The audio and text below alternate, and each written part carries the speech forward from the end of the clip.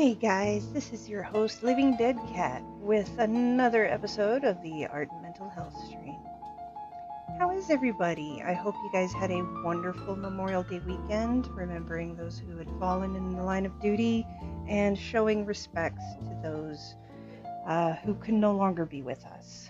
I know a lot of people went out and had barbecues and things like that, but I actually stayed home and did a lot of organizing and cleaning and preparing for, some of the future endeavors that I'm working on. So I actually feel really accomplished in everything I got done, and it's kind of transferred over into today, and I got a lot of work done today. So I'm doing good. I'm not struggling as much as I was the weeks prior.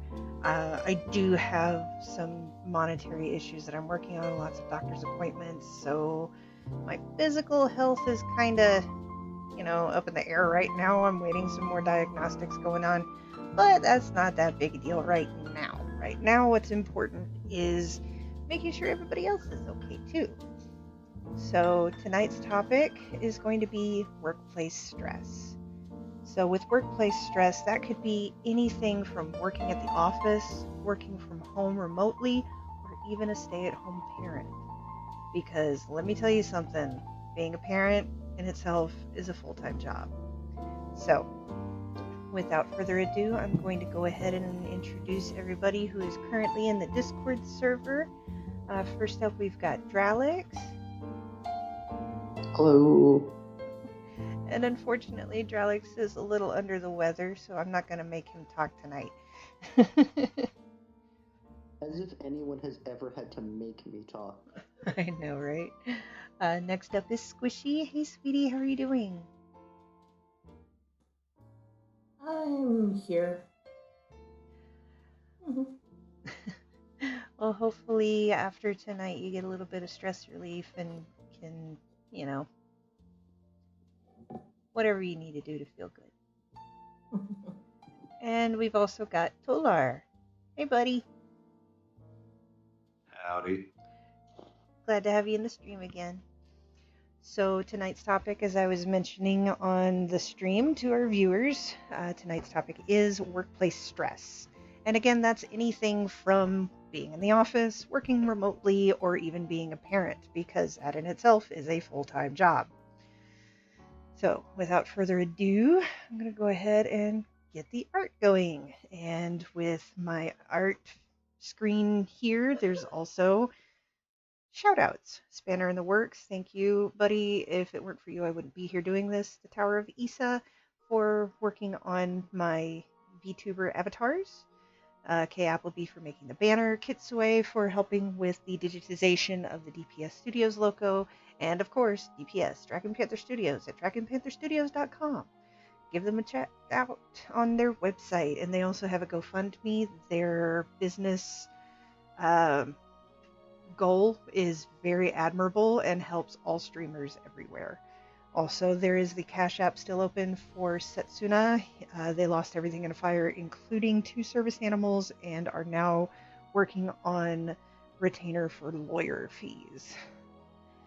All right, so hi everybody, and anybody in the channel watching and listening along. If the music is too loud or if I'm too quiet, please let me know. I'm trying to find a nice, pleasant balance. So first off, how was everybody's weekend?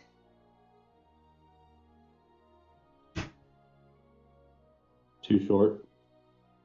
But it was a 3-day weekend. That's still too short? It's always too short. It's always too short. That's when you plan that extra vacation day, like on Tuesday or Friday. A couple people in my office did that. I was actually covering for 2 people today. Ooh, ouch. Never mind what I said. Yeah. That's the downside to that, is somebody else always has to pick up the slack. Yep. And laying in bed all day is not all it's cracked up to be. I can attest to that.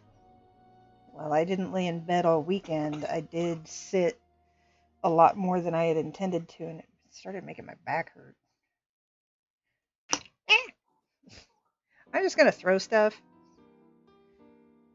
I don't even know if y'all can see what I'm doing here. Let me minimize this here. Ah, okay, you can. Now that I have already smudged. It's green. Hmm? What you're painting is green. It's yellow. Or supposed to be yellow.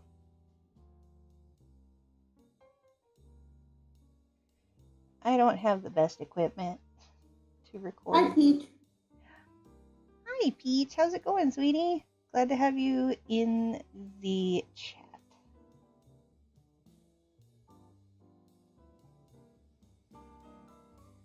And I know Never's not far behind. I just peeked in on his stream. He's finishing up. You guys should check him out. He's Never Knows Best 1408 on Twitch. And the Panther of Dragon Panther Studios.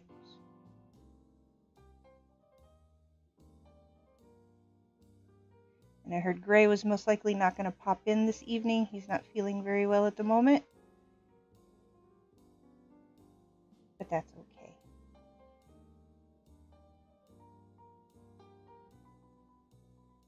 And I don't know if you can hear the screaming children outside, but we have a full swimming pool right outside my window. Well, it is summer. Uh-huh. You know, the biggest... I actually worked with kids, but then I remembered then I'd have to work with kids. My biggest complaint is not that there's kids screaming in a pool. It's when they don't stop screaming in a pool when it's like 11:30 at night and I'm trying to go to sleep. That's understandable.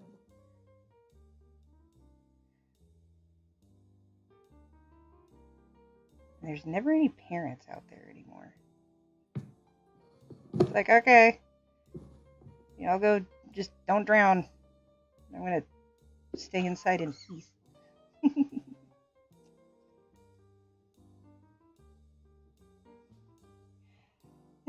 So anyhow, workplace stress. I guess I could start this one off because I've had quite a bit. I love my job, don't get me wrong. I love the work that I do. However, some situations are not, I don't want to say catered to my mental illness, but almost like my mental illness issues are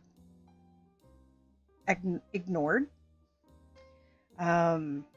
I do share and possibly overshare quite a bit of my issues with my boss. And she's very open and very understanding of a lot of that. But when it comes to the way that her brain works and my brain works, it's like two different things. Like, she's very quick-witted, very fast on the ball, able to process things very quickly. But unfortunately, whether it's performance anxiety or just the way my brain functions under, you know, deadlines and things like that, my brain stutters, for lack of a better term. It pauses. And that has caused excess stress for both sides, because I will just sit there and stare blankly, yelling at myself from the inside, telling myself, don't do that. You say something, just anything. Even I don't know is okay. But it's part of my anxiety, PTSD, whatever it is. It's just that I freeze when I'm confronted with anything. And unfortunately, I also get defensive when I'm confronted with things. And it sucks, but I know it's something I still need to work on. But at the same time, you know, I've been there 4 years.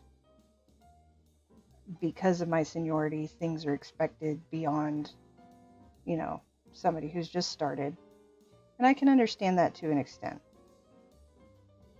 But at the same time, I don't think that the expectations should be that of equivalent level of a manager.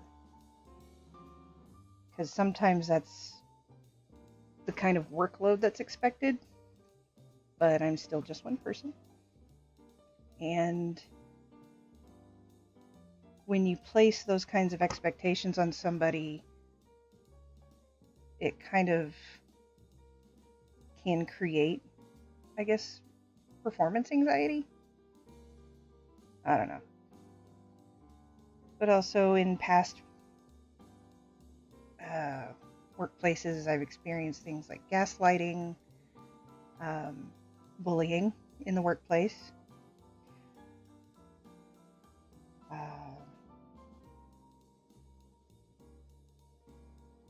Some sexual harassment,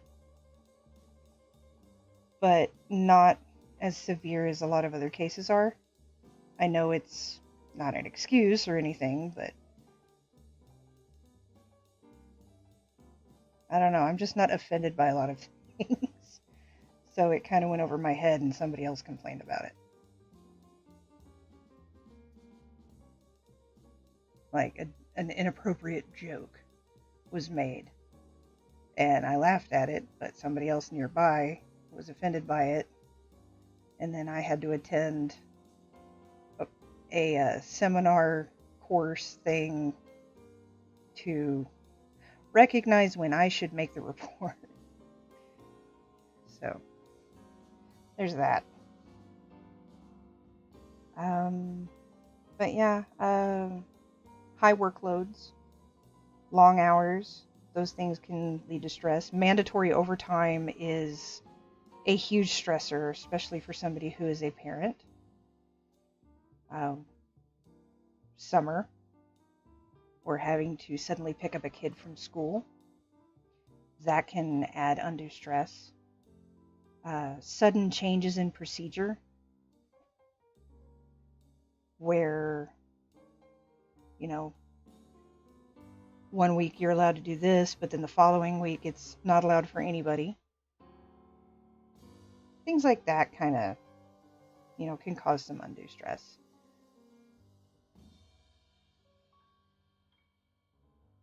I can see that. I can also see like uneven privileges being given at work, and especially when you see that it's merit based and it feels like favoritism. That definitely would be a source of stress for me. Yes, definitely. I totally could agree with that, as well as not so much favoritism, but the opposite, where it feels like you're being targeted in a lot of ways. Yeah, I think they call that unfavoritism. And I don't know if it's my paranoia from my anxiety or if it's actual, because sometimes it feels like it's too ridiculous to possibly be factual in being targeted for this, that, or the other. It's like, it feels like, why am I seen as such an easy target? Because it's happened in multiple locations. And I don't know if it's my brain making stuff up at this point. But then again, I've been gaslit a lot. Gaslit? I don't know. But yeah, it feels uneven in a lot of places. But I am glad that I still have my job currently. However, with inflation and such, there's your other stress. I may have to get a second job, or I may have to find another one. And job hunting is always stressful for me. Extremely. Because I don't know what I'm going to get, what I'm going to get into. No matter how much vetting or research I do on a company, you never truly know unless you're a part of it.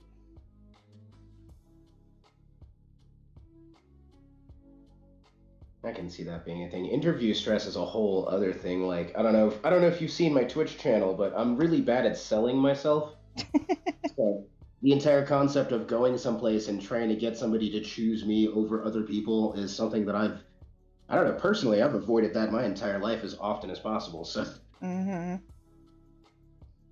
It's funny you said selling yourself because I remember, and my boss actually still laughs about this. When I interviewed for my current position, and he, we kind of actually did our interview. It was like screen to screen. So I went into the office, but he's in Arizona, so I was like in a meeting room, like talking to a widescreen, and he's in, doing the vice versa. And it gets to the part of the interview, and I just kind of preface it. It was like, I'm not good at selling myself because you have some people that will go in and just own an interview, and like everyone's like, oh, they're great, blah blah blah, best interview person I've ever had, yet they don't have the skills to actually do the job. Yeah. And it's like I told my bosses, like, I'm not good at selling myself, but I get stuff done. It's like I'd rather prove that I can do it rather than say, hey, believe me, I can do it. And if it doesn't Oh, work, I like fire me. that. I like Yeah, that. and he said that's a good way to look at it, and I appreciate somebody saying that. It's like if I can't do it, just let me go.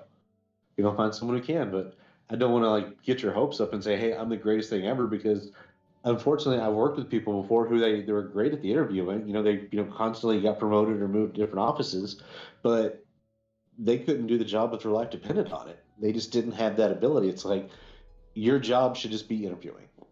Maybe be a recruiter. There you go. Yeah. It's And like the opposite of imposter syndrome at that point. exactly. And I mean, it really that's how they got the job is they were an imposter. And it's stressful and it's frustrating to the workforce that actually has to do the job and like basically either fix or cover up their mistakes and keep them going. Yeah. But I had somebody who they brought in as a senior analyst over me one time, and for about 6 months she didn't do anything. I kept the account going, and I was doing like junior and senior analyst work the entire time. And she finally transferred out, and my boss was like, just hang in there. I'll find somebody to replace him. Like, Lisa just bumped me up to a senior because nothing has changed since she's left. And she's like, what? I was like, I've been doing this for 6 months. The person you hired was a good interviewer, but she was a terrible analyst. Almost everything she prepared, I had to fix. So, and the final reason I left that company is she didn't. She just bumped some, or she brought someone else in as a senior, and I was like, well, good luck. I think I'm going to leave now.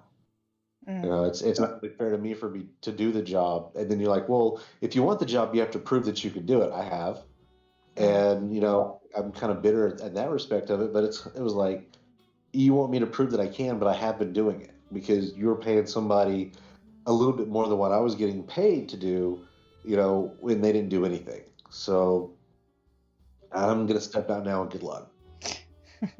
Yeah. And it sucks that you had to go through that. I had this one job where it was just straight data entry, and they hired like 50 people.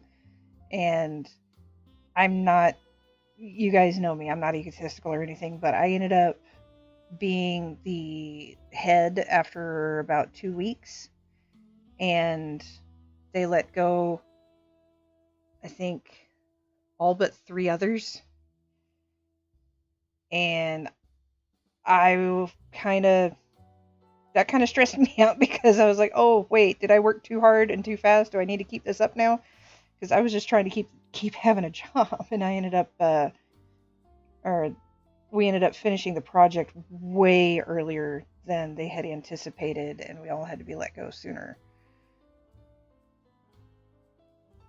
So let's see. I'm of that whole mindset of like, okay, if you guys finished your project 3 weeks early, what we're gonna do is we're still gonna pay you for 2 weeks, and we're gonna throw a party with some of that money from that last week. Like, we'll still have to let you go a little bit early, but like, why don't you guys just like come in and hang out with us for a little while? Oh, it was a 6-month project, and we finished in less than 2. Okay, at that point, it's like, no, we're definitely keeping all of you people, but what we're gonna do is we're gonna charge a lot more money, and we're gonna be the turbo service. I don't know. I have a weird business plan. It's weird these days that the concept of moving up within a company is kind of dead. Like, there's no longer a work your way up from the bottom, advance through the ranks. If a senior position opens up, like these days, people don't get moved up, someone outside gets brought in. Which is such a dumb system, but is also kind of the way of the world now, which also sucks. Yeah. I mean, there are some aspects in my company where you can move up. It's just you have to interview for each one. So if somebody outside the company happens to interview better or has better credentials, it's most likely that they're going to get it. That. I can at least respect, like, okay, but it's just as long, like, it's making sure that the people inside the company are at least at the table still. Yeah. As they're the ones who you don't need to train anywhere near as much. Yeah, and it saves so much money. It would save so much money on training too. Yeah, and kind of what I do is a little bit of logistic stuff, but it's also an efficiency module. And just doing the reporting, usually when you bring a brand new person into the company, before they actually become productive, like I would say depending on the role, you have to give them anywhere from 3 to 6 months from the day they first start working. So you have to go through all the training and like get securities and all that fun stuff. So like before we actually start getting a return for that employee, it's 6 months down the road. Oh, wow. So I would say outside of what we pay the person, we usually have to invest about $5,000 to $10,000 on each employee. Oh, wow. So yeah, bringing someone in is, as opposed to like actually, utilizing what we have, it's usually not cost effective. And it's kind of something I've been dealing with since I got into like the type of work I did. And I've been doing it for almost 20 years now. Mm-hmm. But like the first call center I worked for was it was a great lesson in what not to do across the board. They had a team lead who was in charge of staffing, and she only wanted to bring in temps. And what we were trying to say is like, you're wasting money because you've been using this temp service for about 5 months now. And really, if you have to use them for more than a month, we need to hire. We're not using temps because you're paying like twice as much per person for temp, but also it's like, at the time I think it was like maybe $2,500 to bring them in and get them productive. Mm-hmm. So, and I said, like, we have an additional piece that I want to actually, make sure everyone's aware of because it's a pain point for me. About 20% of the temps that you're bringing in only go through training. They never go, they actually never go live. We had people that we would call like professional trainees. That as soon as their training was over, they'd quit. And this temp service would send them back, so we'd put them through the same 2-week training. Yeah, so I mean, I was pointing out, like, this person's already done training, put them on the floor. Well, it's part of this class, and not to, say I was right, she was wrong, but it was found out later that she was getting kickbacks from the temp company, to keep using them and not do that. Downside was we were an outsourced company, and we actually worked for a government entity, and that's illegal, guys. So you can't do that. So last I heard, she did get 2 years in the federal penitentiary. So don't do unethical stuff. I caught myself, or it'll get you in the long run. If it seems like it's too good to be true, it usually is. But utilizing your current staff is usually more efficient than trying to bring in outside stuff. But like, whenever we were talking about working your way up in the company, or like I was with a company and like their motto was always work for the job you want, not the job you have. And I can't go to this, is that it's not age appropriate, but anyway, it's like when I was my current boss now, whenever I first started, I told them, was like, that we had that mentality of, everybody should be working to move up and you should be like trying to climb the ladder, blah, blah, blah. And I'm like, I'm content. I'm at a support position. I know the job. I'm actually really good at it. I don't feel that I want to be in management. I've done management in the past and I didn't hate it, but it was not as fulfilling as what I do now. It's like I can help bolster people and help them grow, but doing what I do now is more rewarding for me. That being said, if I work under a bad manager, I want to take his job. And that's how I got into management. As the person I worked for was just not good, so I'm like, all right, I kind of need to move up and take their job because they're hurting all of us down on the worker level. And he kind of had the same thing. He's like, yeah, it doesn't make sense for everyone underneath me to try and take my job or be working for me. because it's like I'm in a position. There's 30 people underneath me. Only one of those 30 people are going to take my job. And like above me, there's maybe 4 people, but he has like maybe 20 managers underneath him. So if you got 20 times 4, like 80 people can't be going for 4 positions and vice versa. Otherwise, it's just kind of like, hard way to say this is, it's almost like you're going to invert a pyramid to where you have nothing but bosses and one worker. Too many chiefs, not enough Indians scenario. So it's like you have to find the balance in there. You have to, work out what's going to work just right.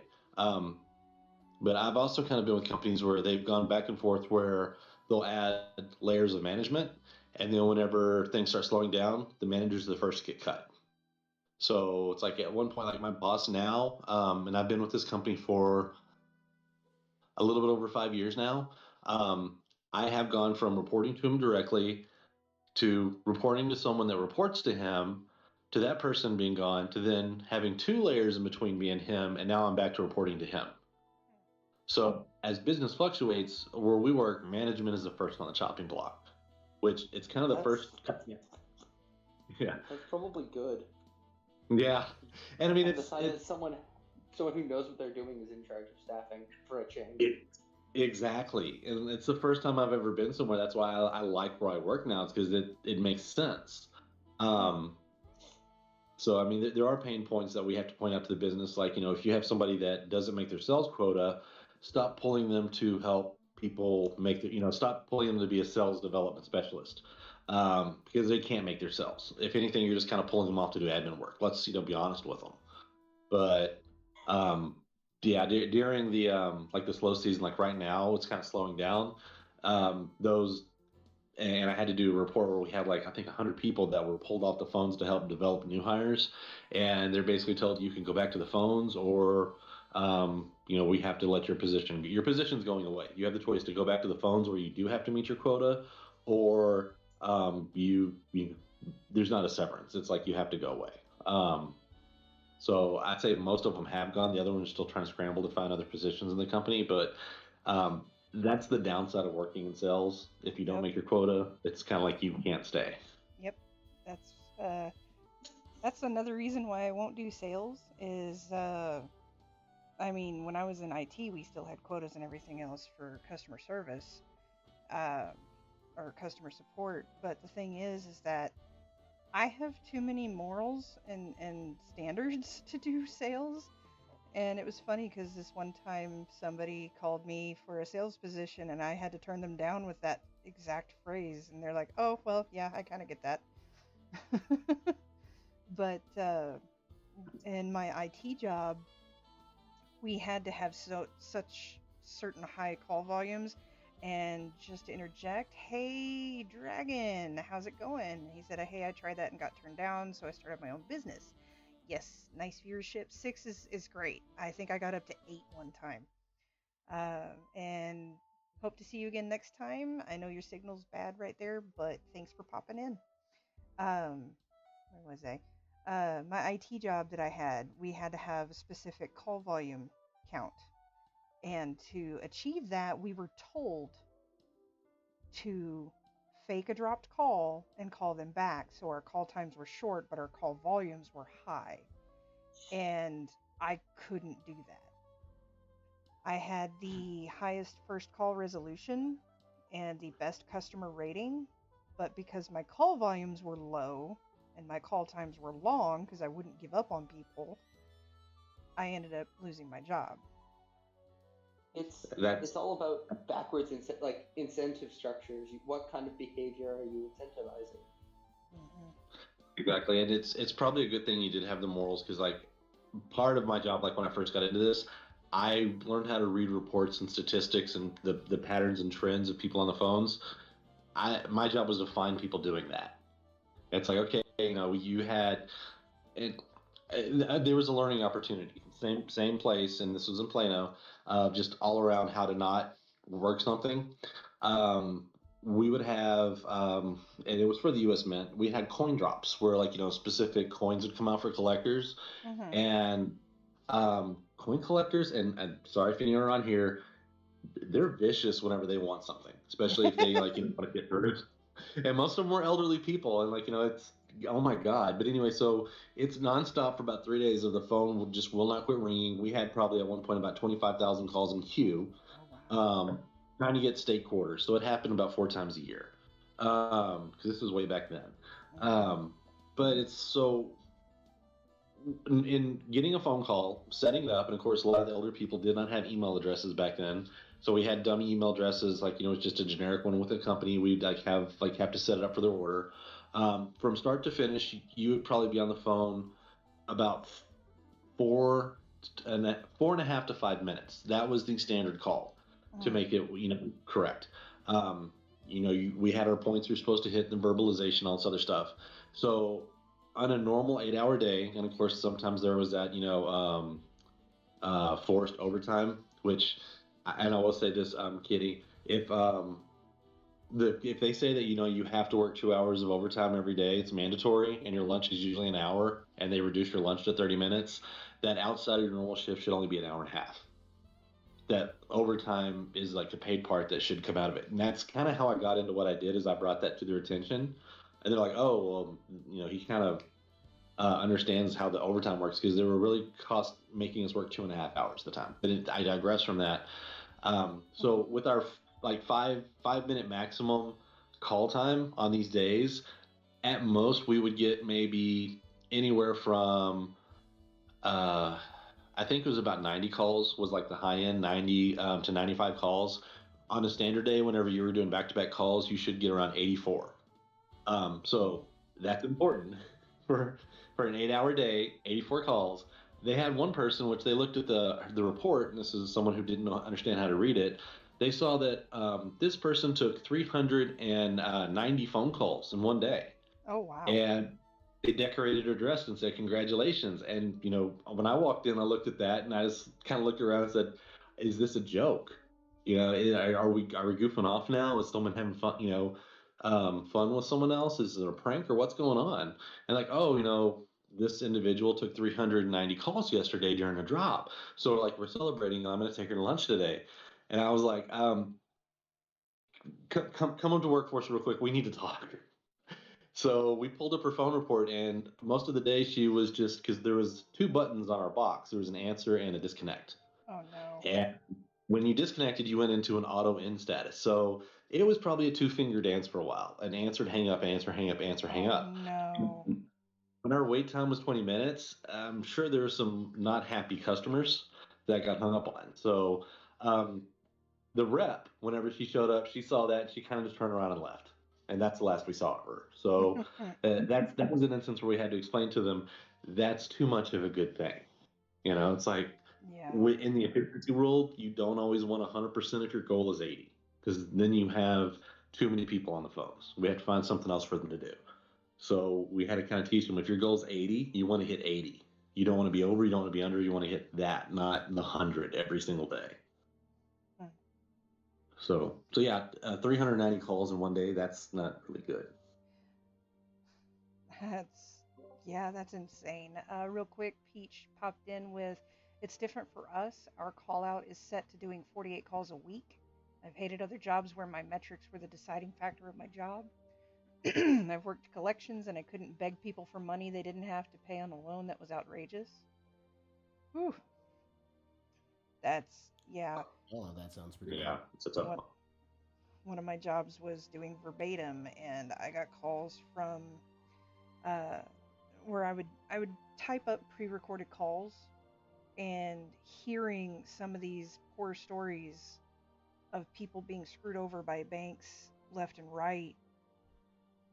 Their social security check was late, so they were late on a payment, so their house got foreclosed on. I mean, that kind of stuff just left and right from this one bank.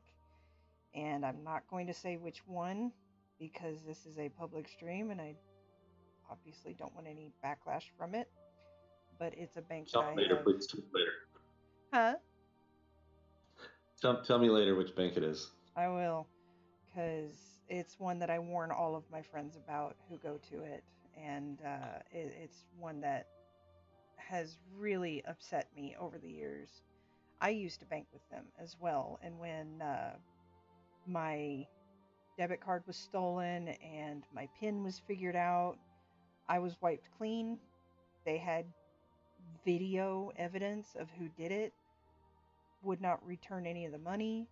Would not press charges. I tried to press charges. The bank wouldn't cooperate. It was a disaster. So it's definitely, yeah. Just listening to those calls brought back those wonderful memories of when I was with them. And that's another kind of work stress that you can deal with is it's not so much a PTSD moment, but just negative experiences in the past with a company and then having to listen to others deal with it and their struggles, you know.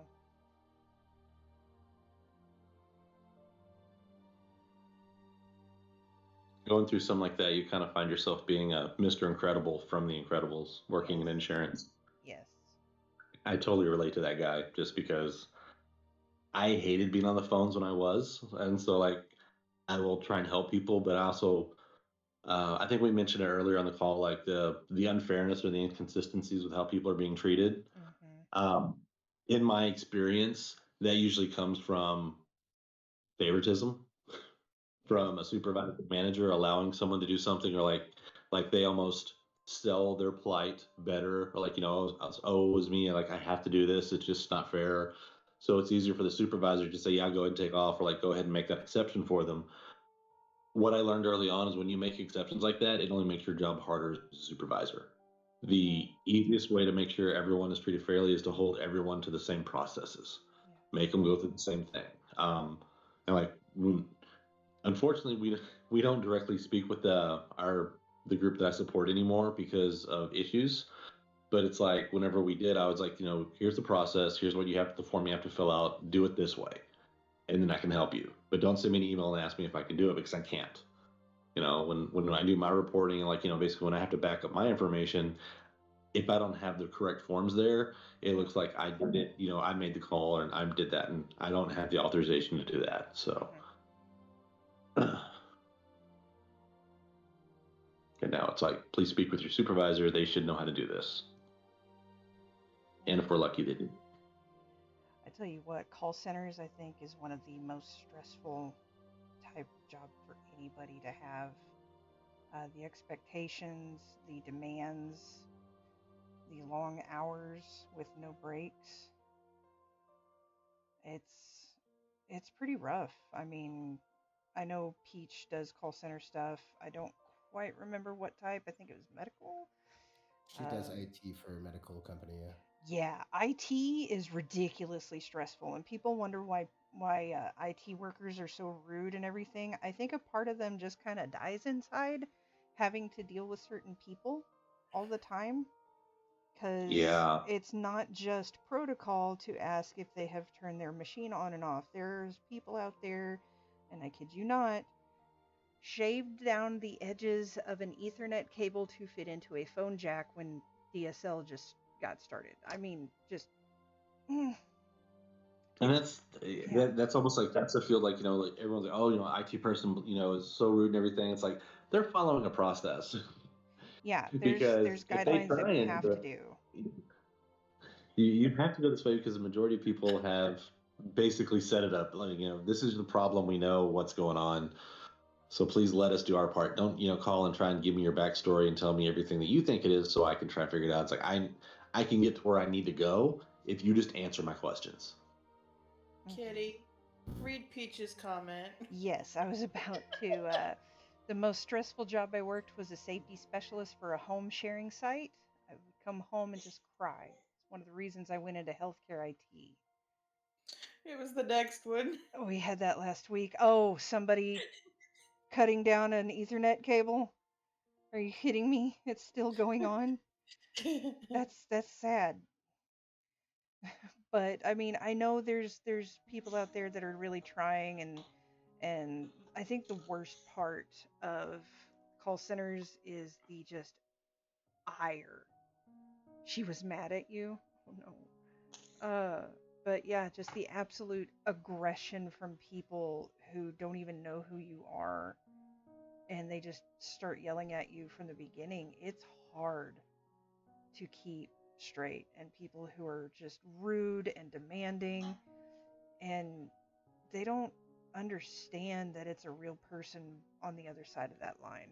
They don't understand that it's not just somebody trying to make their lives harder. And I actually have a story. I tweeted about it earlier today when it happened. My son's psychiatrist called, and as soon as I heard his voice, I knew something was wrong. But he was calling about sending in the wrong medications. I mean, we didn't take them or anything. Like, left him at the pharmacy and said, okay, you know what, I'm just gonna message and see what's up. And he was so apologetic and so just, I could hear in his voice he was down. And so I asked, it's like, hey, you sound like you're having a bit of a rough day. Is there anything I can do? Do you need anything? Because, I mean, you know, everybody needs to be You're able a to good person, vent. Kitty. Huh? Everybody You're a needs good somebody person. sometime. Yeah. And he just like dumped so much, and I know he needed it. And he thanked me for listening and thanked me for, you know, for giving him that opportunity. And I made a joke after the call to my coworker when I told her about it. And I was like, yeah, I'm not you know, and it's definitely not for any kind of free services. And you know, we laughed about that a bit, but then I made the tweet about it, and just a reminder, you never know what somebody's going through on the other end of that line. Whether it's another professional that you work with, or, you know, somebody in a call center. There's stresses in so many different jobs out there, and they are just cutthroat places where you have to CYA every time you do anything. And it's really sad that life has gotten to that point in a lot of workplaces.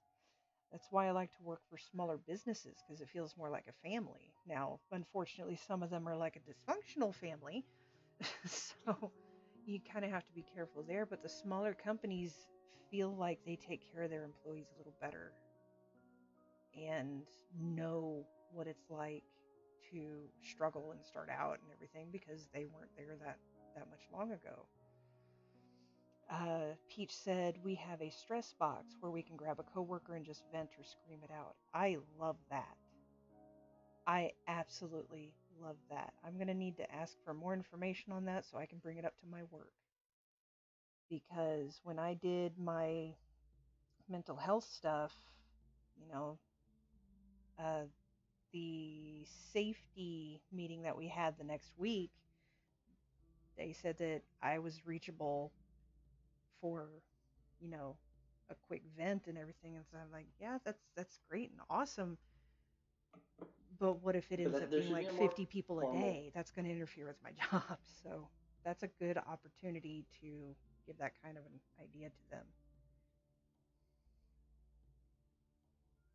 I will say, Kitty, it says something that the psychiatrists are coming to you to sit down on your couch, and that you should figure out hourly rates. Yeah, I thought that was awesome too. And like, not even a month ago, my therapist asked for advice based on one of her patients. I mean, HIPAA was still adhered to and everything, but based on the lifestyle that I'm in and everything, she needed advice on one of her underage patients for some of the stuff that she was doing, and how she could talk to her and not sound judgmental, but to also adhere to, hey, you need to do this safely type of thing. So that was interesting as well. And my coworker brought up to me after I told her about the phone call, it's like, you know, maybe that is something you really need to get into and take some online courses for. Because if it's something that I'm this passionate about, I should pursue it as a career. And it's definitely an idea. it is. and at the same time, I wonder how will this stream fit into that?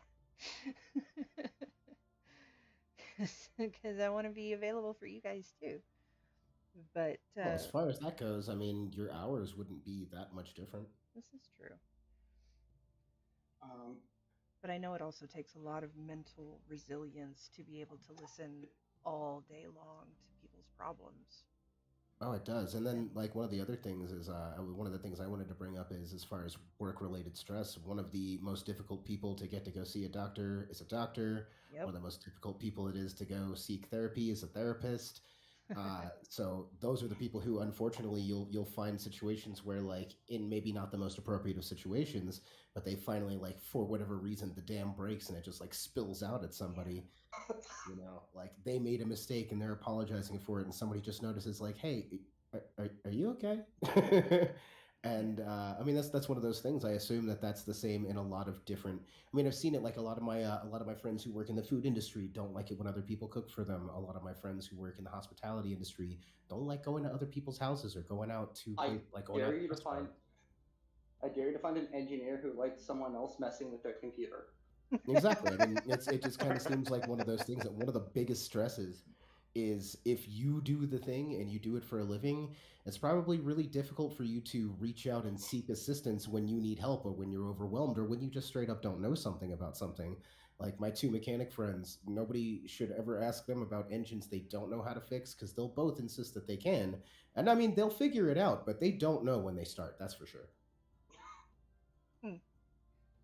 And Peach also is giving me more information about the stress box. We use one of our meeting rooms by the IT room, and we can schedule time, or we can just take a minute and put ourselves in meeting and go in the office and flip the sign to stress break. Don't touch my feckin' code. What? Oh, speaking of codes, I forgot to enter in the Discord server. Oh yeah, I think that was like the engineer thing. Okay, so Yeah. here is our Discord server. That is the Sanctuary.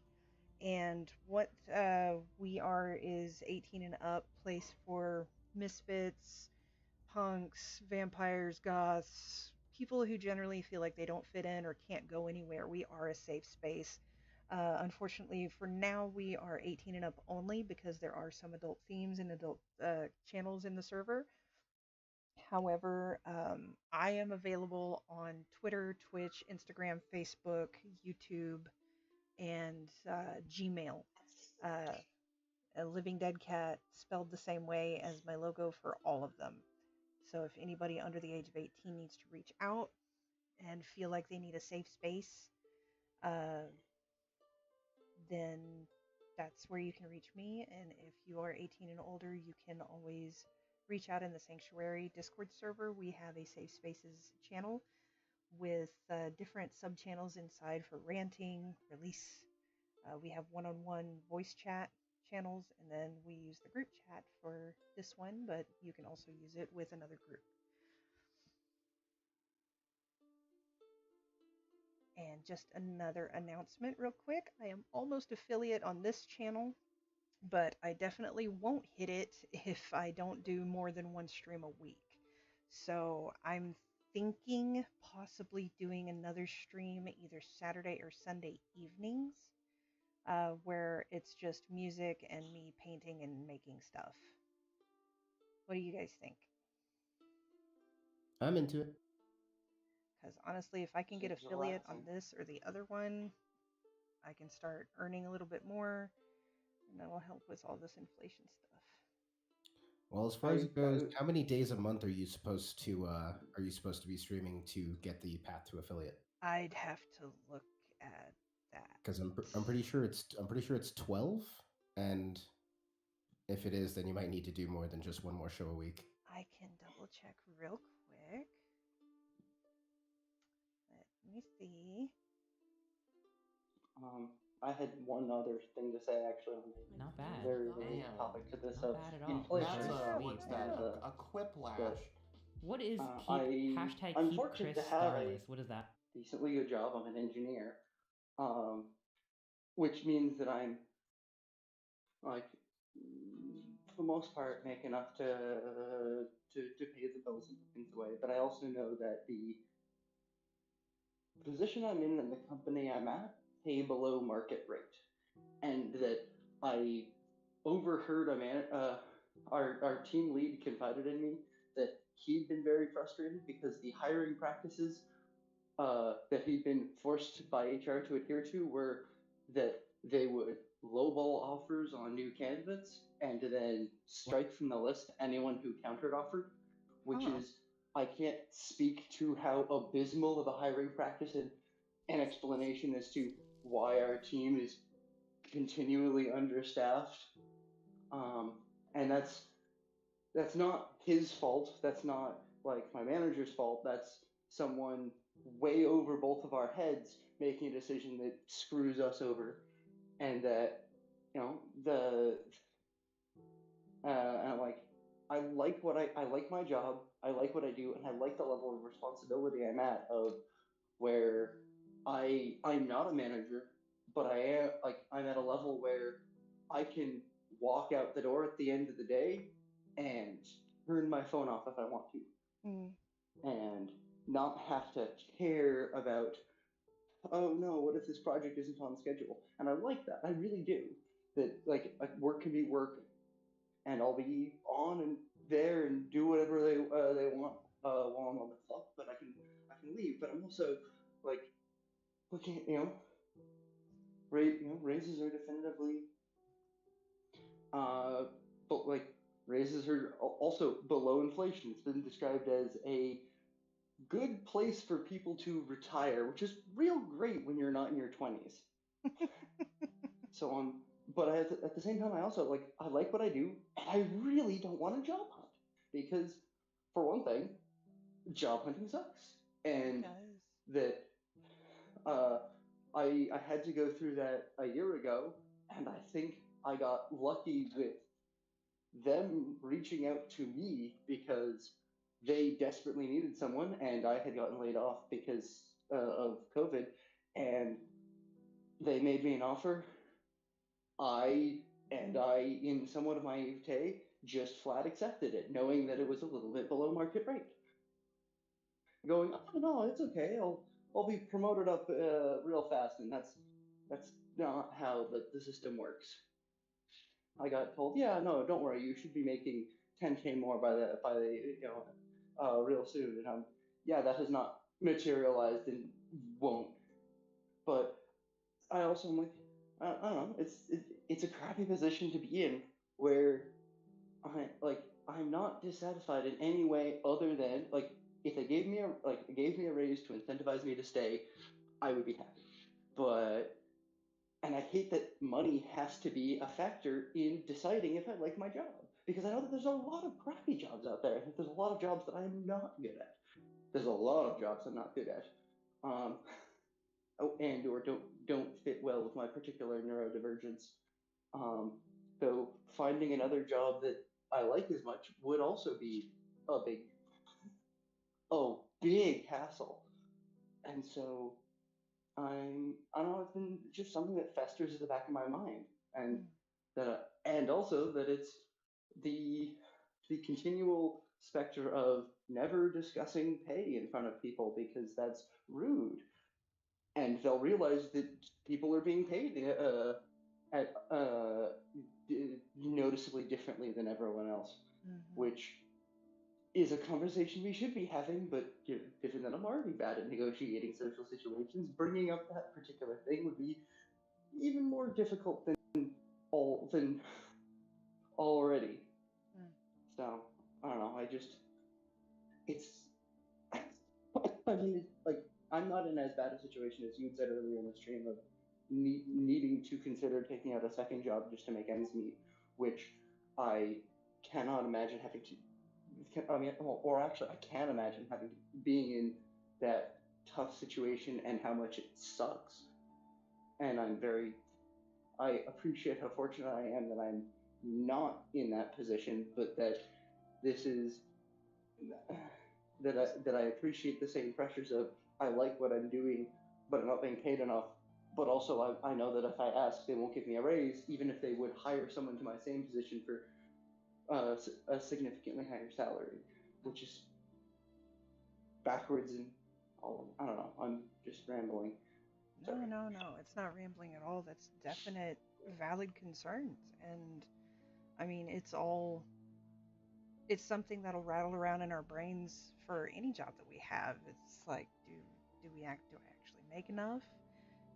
Can I, you know, legitimately ask for a raise and feel confident enough that I do deserve it? Do I risk finding another job and going on interviews in secret? I mean, is somebody going to find out? I mean, there's all these things that will constantly ping at the back of our minds and cause these little bitty stressors that can add up over years, you know? And it is totally valid what you were thinking about. I mean, like, there's also the complication of, will I be seen as jumping from job to job too quickly? I've been at my current position less than a year. Yeah. Like, you know, I'm young and don't have established work at a job. You know, well, various things. I actually need to drop off. My parents, I think, are here visiting, so I will Okay. let you close out the stream as I think about what time it is. But either way, I hope that this has been good. So I will catch you all later. Cheers. All right. Thanks, Dralix. I'm glad that you were able to be here and share. And as always, it's definitely welcome. Real quick before anybody else adds anything and before Jasper comes here and messes everything up again. Wait. Here, get on my shoulder. These are some of the dragon eggs that I've made for size reference. This one is the 3-inch and takes about 250 to 75 thumbtacks. This one is the 4-inch and takes, like 350 or so, up to 400. And this one's the 6. Okay, Jasper, you gotta get down. Give me a minute. This one's the big 6-inch. I also have an 8-inch one, but this 6-inch alone was 818 thumbtacks. I counted every single one of them. So I am now out of thumbtacks to test the 8-inch to see how many that one takes. But once I get some more supplies in, that'll be one of the first things I do. But in other news, I also have, and it's probably backwards on screen, but I have a price list ready to send out and post on my Twitter page and Facebook and things like that to hopefully get a few of these, purchased and sent out so that I can get more materials and I can start, making the donations where they need to go and hopefully not needing too much of the funds from there to make ends meet. But if it really, kicks off, I would like to get, an airbrush. I bought a super cheap one and it worked great for a week. And now it's broken, and it sucked. Oh, thank you, Peach. It's great when friends and things can repost and retweet for me. I am starting to get a few more followers on Twitter on this account, but Kit Dreadbane is still a little bit more popular because I've worked with that one a lot more in depth with the gaming. So I know that if I combined these two accounts, I would already be affiliate, but I wanted this one to stay family friendly, and the other one is adult, 18 and older because of language or content and such. So, yeah. I don't know how that's going to work if I get two channels at affiliate. I don't know if they're going to allow it. But in terms of these dragon They definitely eggs, allow it. Oh, cool. In terms of these dragon eggs, I am making them to sell. So if anybody is interested, hit me up on Twitter, Instagram, Facebook, YouTube. Probably not YouTube. I will probably be better on Twitter, Facebook, and email. And again, it's spelled the same, Living Dead Cat, with a 3 instead of an E. And it's at all those locations. I don't have an online store yet. kind of feeling around because I've heard Etsy kind of nickels and dimes everybody, and with most of these being custom design, it's going to be a little more difficult. But I can make some pre-mades and such like that based on some of these other designs that I'm getting ideas for. Um, but yeah, We're also technically taking orders from you through the Dragon Panther website. It's just send us an email with what you want, and But yeah, and I'll have you post the price list there as well. That way, people know what they're getting into. I do have some good news. I've sent out my first 2 invoices, so yay! I had some sales, and I'm feeling really good about that. It makes me happy. Yay! And it's about time to end the stream. Unless anybody else has anything to share, I am totally cool with letting it run long. Well, going back to like imposter syndrome about your job and whatnot, I have that quite a lot. I know what I'm doing. Obviously, I mean, I have the job. I've had the job for this particular position for 2 years now, but just everything else in my life, I've always felt like I don't quite fit. Mm-hmm. And that kind of carries into my job quite a bit. I'll get off of a very important phone call with another software company that's we're working with, and I'll go, I actually sound like I know what I'm talking about. And I'm like, of course I know what I'm talking about. This is my job. It is a good feeling to have that. But yes, the imposter syndrome creeping in at every chance. It sucks when you are very confident in the decisions you make, and then come to find out it wasn't what you needed to do. That throws mine out of whack quite a bit and really destroys the self-confidence, because it's, you're really confident. I was like, this is what I'm supposed to do. I know this is right. And then you do it and you get pulled aside later. It's like, why did you do this? It's like, well, this is what I was supposed to do. It's like, no, you shouldn't have done that, or you shouldn't have done this, or whatnot, or you should have done it this way or the other way. And like little nitpicky stuff sometimes. And then told you need to be more confident in your decisions when you ask too many questions. Mm-hmm. Part of my job actually is a very gray area. It really depends on how you read something and how you interpret it as to the end result. And being certified in my area, I read it a very certain way.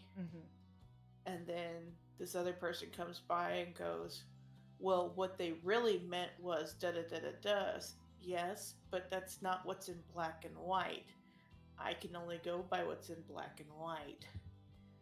And because I have problems challenging people in authority or in positions of power, it makes me second guess myself a lot, and that causes quite a bit of stress.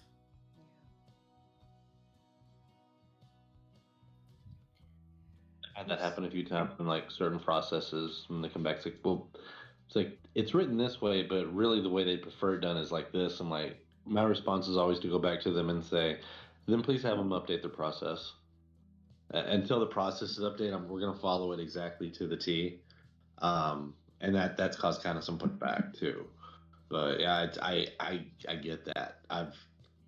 My previous job, my boss and I used to get into it a lot, especially every year when we'd go over incentives, which don't get me ranting on the whole keeping up with inflation thing, but yeah, it was like a conversation of like, well, other members of the team are usually putting in about 5 to 10 hours of overtime each week, but you're not. And my response was, I get my job done in 40 hours. And the argument stems from, you're salaried, and that was the kicker. You're salaried to 40 hours, but the expectation is you work 50 hours. I'm like, well, then you need to change my salary to meet 50 hours. because I'm not giving my services for free. I checked. This bank is not a charitable organization. I can't write that shit off, Lisa. Sorry. Yeah, I had an issue asking for a raise just recently, and I was just asking for, you know, basically, inflation rate. I mean, I'm not asking for the moon. I'm not asking for a whole lot. But they come back and they're like, "Well, that's more than we normally give." It's like, I'm asking for a raise. I'm not asking for you to like charitably give me anything here. Prior to COVID, and this is the last time I've looked at it, because honestly, once COVID hit, even like people in our line of work, we don't know what's going on, and that's almost it's causing like panic attacks because usually we have to know what's going on. Um, the yearly incentive increase per person was roughly 1.5% to 3%. That did not meet inflation for from prior 10 years before that. So really the only way to keep up with inflation, if you've worked for a company for more than like 5 to 7 years, I believe, was to leave the company. You could not stay above the inflation level by staying with the company. So, like, retiring with the company, I know that job security, that's all great and all, but companies weren't paying enough. And they kind of knew that. So they expected people to, either sit there and take the low amount, because the bank I worked at, there were people there that were proud of, I'm hitting 35 years, or I hit 30 years and blah, blah, blah. And I'm like, why aren't you retiring? And this is like, the whole spiel like a military recruiter is going to give you is you only have to work 20 years, then you can retire. And I'm like, okay, that's great because you hit pension at 25 years, but most people that, working the jobs like in our generation, we can't. It's like we're going to be working well into our 60s until they basically kick us out the door, and we're screwed. But it's like the job increases aren't meeting inflation. Post or during COVID, who knows? I mean, right now where we're at, it's like I guarantee you, 5% is not going to beat the inflation level unless it goes back down, which realistically it's not. So that's the crazy thing. And trying to jump to another job to meet that is also not going to happen. So it's like where you have people that have kind of been, busting their ass to kind of get above the poverty line and hit like, middle class and everything. It's like, we're finally in middle class and now we're being pushed right back down to the bottom. And that's, I won't rant. That's the bad side of capitalism, is no one regulates the greed portion. I'm so sorry. 1 second. I'll take that buzz kick off the podium. Earlier, when Squishy was talking about her imposter syndrome issues, Peach popped up with, you hit the nail on the head. I struggle at work with second guessing myself on things I know how to do. And Jasper, what are you doing? Apparently he doesn't like the cold egg on his fur. But he does like stealing the show and being a big baby about everything. Say hi, Jasper. Especially when it gets time for dinner. Yeah, and unfortunately he doesn't get his special dinner. He's got food, he just doesn't have his happy food. And he heard dinner and now he's ready. Oh, I'm sorry. Oh no, it's anytime I say it. What's the dry fruit you're presenting me with, mortal? I can't open the gravy now. He gets his treats, his soft chews and crunchies. So that's gonna suffice until I can get more wet food. Yet another reason I need to sell these eggs. It's a really good thing we know what you're talking about. Yeah. Hi, I'm selling my eggs for cat food. Dragon eggs. I need to remember. How much are they going for now? I have a price list I can send you. Oh no, I meant the biological eggs. Bio eggs. I don't know, $20 a pop. I think I got a bunch left. Oh wait. No, I don't. I have none left. I had a hysterectomy. I keep forgetting I had a hysterectomy. Misleading these people. My bad. 15 to 25,000. Yeah, they're very.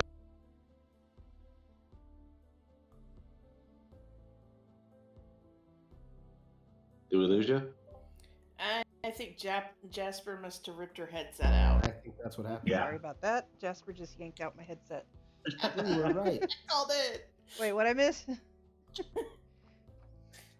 We lost you, and I said what happened, and then you came back and said exactly what happened.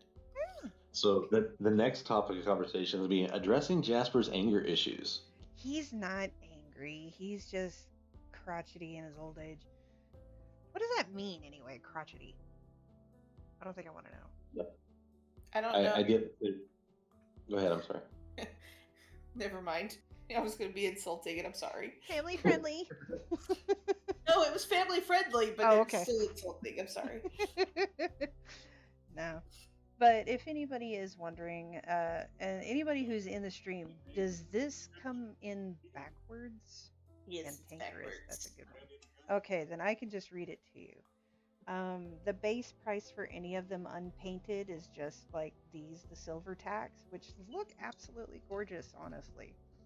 So like this little 3-inch guy would be 15, as is. And the 4-inch would be 20. The 6 is 40 because that's a lot of tacks. Sorry, Yeah. I have to drop. Going by. All right, bye. It was nice having you. And like I have the 8-inch one, which is, I should do it this way, about this Oh, I much think I got bigger, custom. is 80 starting off. Then I've also got gold tacks, which are really super shiny and bright. I've got rose gold, which are absolutely gorgeous. Those jump up a bit in price because they are more Wait, what? expensive. Hey, Yes. Red, how's it going? Glad to have you in the stream. And then, Sort of For- in the stream. Hmm? Sort of in the stream. Sort of in the stream, yeah. If you want them painted, it's more for 1 to 2 colors, it's an added 10 for any size. For 3 to 4, it's an added 20 for any size. When it gets to more than 5 colors, then it's specific to size. Decorated, that's like when I did spots to one of them. And like the edges, how it took like 2.5 hours to paint. Stripes, and I'm looking into getting like rhinestone gems, which could really add a little bit of bling to some of them, I guess, instead of just the glitter glaze. Still want it. So those would be, those are like additions or add-on to the base price. And then there's the custom paint jobs. That's gonna be like when I get I think the next one that I want to do in practice is the molten one that's like brownish black and gray, and then has like little individual painted cracks all along the edges in that black light orange or glow in the dark orange. So that would be like a custom paint job. When I get the airbrush or another airbrush, it'll be something like that. I've got a commission for one that's going to be like flames on the side. So I think that'll be better with an airbrush anyway as well.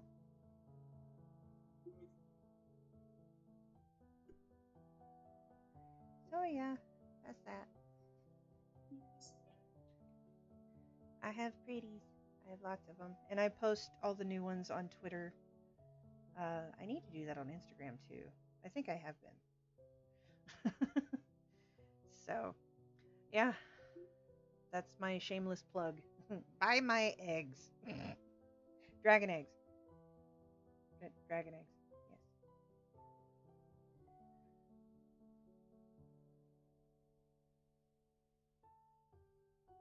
So if nobody else has anything,